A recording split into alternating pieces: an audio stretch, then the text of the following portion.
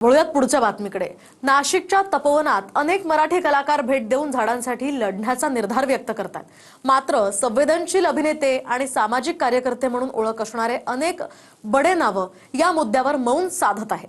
पाहूयात यावरचा एक रिपोर्ट।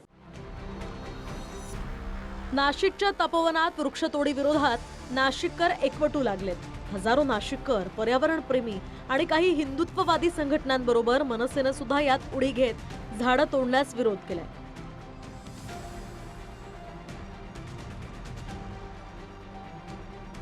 अमेय खोपकर, संतोष जुवेकरांनी तपोवनला भेट देत सरकारच्या वृक्षतोडीचा निषेध केला।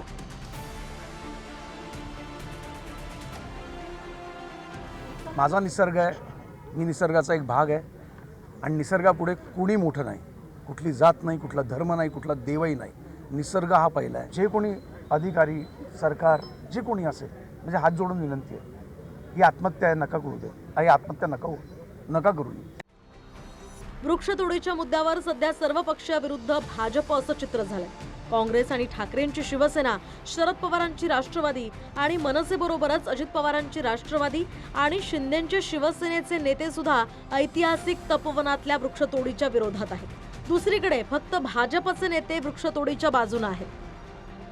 दरम्यान संवेदनशील अभिनेते म्हणून ओळख असलेले पद्मश्रीने सन्मानित ज्येष्ठ अभिनेते नाना पाटेकर आणि ज्येष्ठ समाजसेवक अण्णा हजारे अद्यापही झाडांच्या मुद्द्यावर मौन का, असाही प्रश्न नेटकरी विचारतात।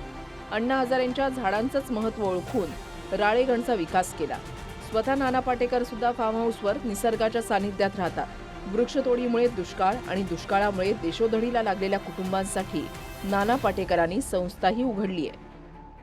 मंत्री गिरीश महाजनांनी काल हैदराबाद दौरा करून 15,000 देशी झाडांची निवड केली। ती झाडं नाशिक शहरात लावण्याचं नियोजन आहे। मात्र त्यासाठी अगदी काही फूट अंतरावर चुकीच्या पद्धतीने खड्डे खणले गेले। यावरही प्रश्न उभे राहिल्यानंतर ते खड्डे बुजवून पुन्हा नवे खड्डे केले जातील, असंही मंत्री महाजनांनी सांगितलं। राजमुद्रीला गेलो होतो हैदराबादच्या पुढे, त्या ठिकाणी खूप देशभरातल्या सगळ्यात मोठ्या नर्सऱ्या त्या ठिकाणी आहेत। आपल्याला मी सगळी झाडं दाखवली, ती जो 15-15 फुटाची, 18-18 फुटाची, काही 20-20 फुटाची झाडं त्या ठिकाणी आहेत। ती सगळी झाडं आणून जो 15,000 झाडं नाशिक शहरामध्ये तात्काळ लावण्याचा निर्णय आम्ही या ठिकाणी घेतलेला आहे आणि आपण सगळे मिळून ती झाडं लावूया। काही दिवसांपूर्वीच भाजपचे मंत्री नितेश राणेंनी तपोवनच्या झाडांवरून हिंदू मुस्लिम रंग दिला। मात्र अनेक हिंदुत्ववादी लोकच झाडांच्या वादामध्ये धर्म न आणता झाडं वाचवण्याचं आवाहन करू लागले। का नाही आता जसं झाडाला मिठी मारतायत, चांगली गोष्ट आहे। झाडं जगली पाहिजे, पर्यावरणाच्या दृष्टिकोनातून बरोबर मुद्दा आहे। पण जसं झाडाला मिठी मारतायत, तसं बकरीला काय जाऊन मिठी मारत नाही की व्हर्च्युअल बकरी ईद करा, असं कधीच ऐकत नाही आम्ही। की मी कट्टर संघाचा माणूस आहे, पण आता ज्या पद्धतीने हे तपोवनामध्ये झाडांची हत्या करतायत, हे मनामध्ये बसले हो, डोक्यात गेल्यासारखं झालं। साधुग्रामशी, साधू संतांशी काही देणं घेणं नाहीये। इथे यांना कमर्शियल प्रॉपर्टी उभी करायची आहे। कुंभमेळा आमचा स्वाभिमान आहे, आमचा अभिमान आहे, पण त्यासाठी झाडं तोडणं इतके सुद्धा निष्ठुर आम्ही जरूर नाही।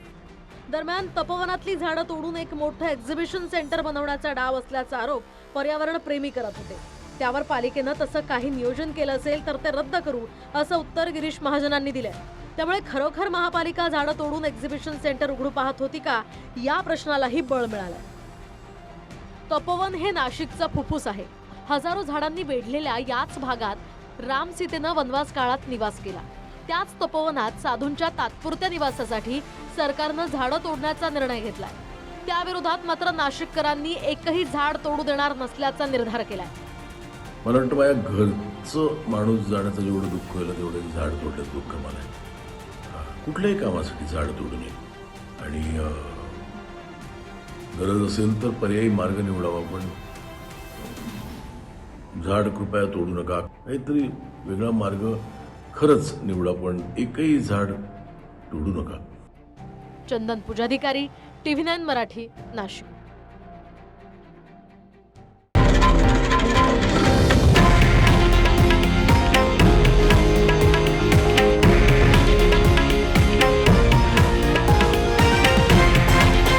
हे आहे देशातील नंबर 1 न्यूज नेटवर्क आणि आपण पाहत आहात TV9 मराठी, एकमेव।